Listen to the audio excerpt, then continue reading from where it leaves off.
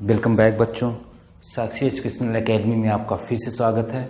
आज हम बात करते हैं आपके नए चैप्टर क्लास 10th के पृष्ठीय क्षेत्रफल और आयतन के बारे में बात करते हैं। यहाँ पे हम देखेंगे अलग अलग प्रकार के, पहले तो हम इसका परिचय जान लेते हैं। पृष्ठीय क्षेत्रफल यानी अलग अलग शेपों का, अलग अलग आकृतियों का हम किस प्रकार से आयतन है, परिमाप है और क्षेत्रफल है, वक्र पृष्ठीय क्षेत्रफल है, विकर्ण है, इन तमाम चीज़ों को हम क्या करते हैं, कैसे सॉल्व करते हैं, निकालते हैं किस तरह से, तो ये चीज़ें हम क्या करेंगे, देखेंगे और समझेंगे। तो आइए जानते हैं यहाँ पे हम कुछ फार्मूलों के बारे में और फिर उसके बाद हम आगे एक्सरसाइज भी करेंगे। और यहाँ पे जैसे आपका फार्मूला लिखा हुआ है और पहले से आप कुछ जानते भी होंगे, तो चलते हैं फिर से उसी चीज़ को रिव्यू करते हैं। ये हमारा है बेलन, इसे क्या कहते हैं, बेलन कहते हैं। बेलन ऑब्वियसली आप लोग देखे होंगे, घरों में भी बेलन देखे होंगे। तो बेलन को ही हम क्या कहते हैं, सिलेंडर। ठीक बच्चों, उसे हम क्या कहते हैं, सिलेंडर बोलते हैं। अब सिलेंडर में हम देखेंगे अलग अलग चीज़ों को और समझते हैं। सिलेंडर में सबसे पहला चीज़ है उसका आयतन। क्या होता है, आयतन। तो यहाँ आयतन पे हम ध्यान देंगे कि आयतन किसको कहते हैं। यहाँ से हम थोड़ा सा दूर से ही इंडिकेट करते हैं आप लोगों को। देखिए आयतन यहाँ है, बेलन का आयतन बराबर क्या होगा, पाई आर स्क्वायर एच। यानी देखो यहाँ पे एक आर यहाँ पे भी है, तो इसकी भी त्रिज्या ली जाएगी। ये 2r हो गया और एच हो गया, तो इसका पूरा आ गया क्या, आयतन आ गया। ठीक है ना। वॉल्यूम जिसको बोलते हैं कि सिलेंडर का वॉल्यूम कितना है, तो वॉल्यूम आपका है पाई आर स्क्वायर एच। बेलन का वक्र पृष्ठीय क्षेत्रफल क्या होता है, पाई 2 पाई आर एच। ठीक है, यहाँ पे क्या हो गया आपका 2 पाई आर एच। थोड़ा सा बच्चों लाइट का डिस्टर्बेंस है, बट देखिएगा सही चल रहा है। 2 पाई आर एच। और बेलन का संपूर्ण पृष्ठीय क्षेत्रफल अगर निकालना होगा 2 पाई आर प्लस एच। इसमें जब मल्टीपल करेंगे तो इसका 2 बार निकलेगा, यानी पूरे पृष्ठ का क्षेत्रफल आगे पीछे दोनों का दिखता है। ठीक है, आगे खोखला बेलन, जब खोखला बेलन आता है, खोखले बेलन में क्या होता है, यहीं पे आपका एक और ऐसे बन जाएगा। ठीक है, ये आप देख लो, ये इस तरह से हो जाएगा। जब इस तरह से हो जाएगा तो इसमें आपका देखो एक और आपकी त्रिज्या बढ़ेगी यहाँ पे। ठीक है, त्रिज्या इसकी बढ़ जाएगी, तो इस तरह से खोखला बनेगा। तो खोखले बेलन का आयतन क्या होता है, पाई एच R1 माइनस R2 का स्क्वायर। यहाँ पे देखो, जो यहाँ पे एक इंटरनल होगा एक एक्सटर्नल होगा, 2 आयतन बन जाएगा। ठीक है, तो उसको क्या करेंगे हम यहाँ पे इस तरह से निकाल सकते हैं। वक्र पृष्ठीय क्षेत्रफल क्या होता है, खोखले बेलन का वक्र पृष्ठीय क्षेत्रफल 2 pi h R1 plus R2।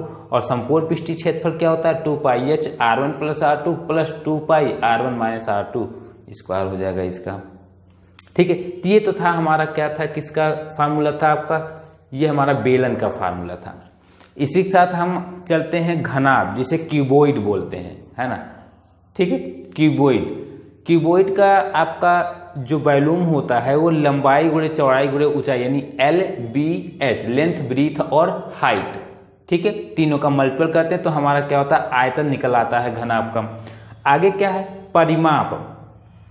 परिमाप क्या है, परिमाप इसका 2 गुणे लेंथ। परिमाप का मतलब क्या होता है, परिमाप का मतलब होता है चारों तरफ का माप, यानी कि जो हमारा आकृति, चाहे जो आकृति हो, चाहे जिस प्रकार की आकृति आपको आए कहीं पे भी, परिमाप का ये डिफिनीशन ही होता है कि उसके चारों तरफ के माप, यानी कि सभी भुजाओं के योग को ही हम क्या कहते हैं, परिमाप। यानी सभी भुजाओं को हम नाप लिए तो क्या आ गया, हमारा परिमाप आ गया यहाँ पे।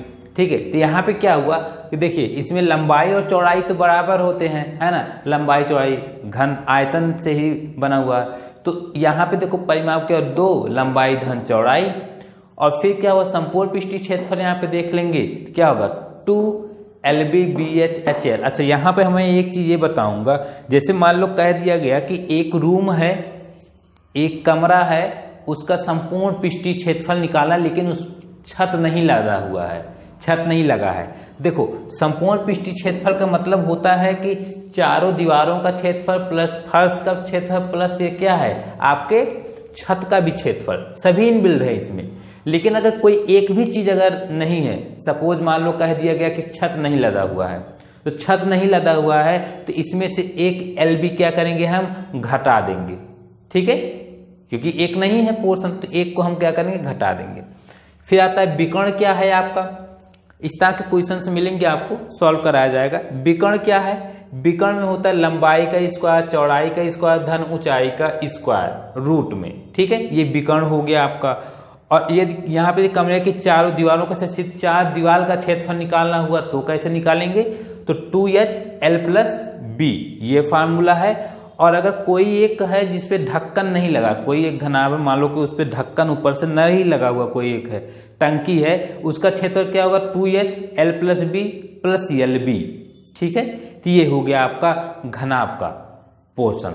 अब यहाँ पे आते हैं, हम बात करते हैं आपके घन का, क्यूब जिसको बोलते हैं। तो घन का आयतन होता है साइड का, क्योंकि इसकी सभी भुजाएं क्या होती हैं, इक्वल इक्वल होती हैं। घन की सभी भुजाएं क्या होती हैं, देखो घन है उसी के 3D आकृति को क्यूब बोल दिया गया, ठीक है, वर्ग को। तो इसकी सभी भुजाएं क्या होती हैं, बराबर होती हैं, ठीक है। तो भुजा का क्यूब, और घन का परिमाप क्या होता है, 6 गुणे भुजा। घन का संपूर्ण पृष्ठ क्या होता है, 6 गुणे भुजा का स्क्वायर। घन का वक्र पृष्ठीय क्षेत्रफल क्या होता है, 4 गुणे भुजा का स्क्वायर। और विकर्ण क्या होता है, √3 भुजा इंटू भुजा, ठीक है। ये आपका हो गया। आगे देख लेते हैं हमारा क्या है, शंकुकोण। कोण जानते हैं, कोण एक क्या है आपका, एक जान लो जोकर वाली टोपी, जो बर्थडे में नहीं लगाते हैं, बर्थडे में पहले ही जोकर बना देते हैं सब लोग, है ना, बर्थडे बनाते हैं। तो आगे चलते हैं बच्चों, ये देखो, ये जो है ये आपकी तिरछी ऊंचाई होती है, क्या होती है, ये तिरछी ऊंचाई होती है, और ये आपकी ऊंचाई होती है। और नीचे आपका क्या है, ये R है, R यानी त्रिज्या हो गया आपका। तो यहाँ पे देखिए सम का आयतन क्या होता है, 1/3 πr² होता है, क्या होता है, 1/3 πr² होता है। फिर वक्र पृष्ठीय क्षेत्र πrl होता है। और अगर कोई पृष्ठ दिया गया, पृष्ठों का क्षेत्र यानी कि अलग अलग पृष्ठ का क्षेत्रफल अगर निकालना होता है तो यहाँ पे ये फार्मूला लगता है। तिरछी ऊंचाई बराबर क्या होता है, त्रिज्या का स्क्वायर धन ऊंचाई का स्क्वायर। तो इसी से रिलेट करके इधर पक्षांतर करके हम H और R भी निकाल सकते हैं, ठीक है। तो ये रहे आपके कुछ फार्मूले, ठीक है ना, जिनके बारे में हमने डिस्कशन किया। इसका आप लोग स्क्रीनशॉट ले लें, फिर हम आगे बढ़ते हैं।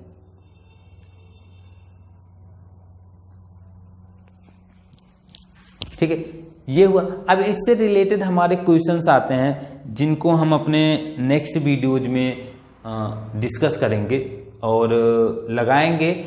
और एक जिसकी मैथ को एकदम वे में पढ़िए, है ना, अभी से ही मेहनत करेंगे तो आपको सफलता जरूर मिलेगी, ठीक है ना। जैसे कि अलग अलग तरह से आप पढ़ते हैं, और मूवमेंट जो होना चाहिए वहाँ पे वो आपका एक, पहले तो बेसिक देखो, बेसिक स्ट्रक्चर पहले अगर नहीं क्लियर है तो बेसिक स्ट्रक्चर क्लियर करिए। उसके बाद क्या करिए, अलग अलग चीज़ों को पढ़ना चालू करिए, ठीक है। तो ये सब चीज़ों को आप ध्यान दीजिए और ध्यान से पढ़िए, समझ में इतना। और एक आप लोगों से हमेशा मैं गुजारिश करता हूँ कि अगर आप इस चैनल पे नए हैं तो सब्सक्राइब कर लें, और जो भी वीडियोज देखें तो लाइक जरूर करें, क्योंकि हम देखते हैं कि वीडियोस पे व्यू तो हैं, देख लेते हैं जो लोग, जो स्टूडेंट, लेकिन लाइक नहीं करते हैं।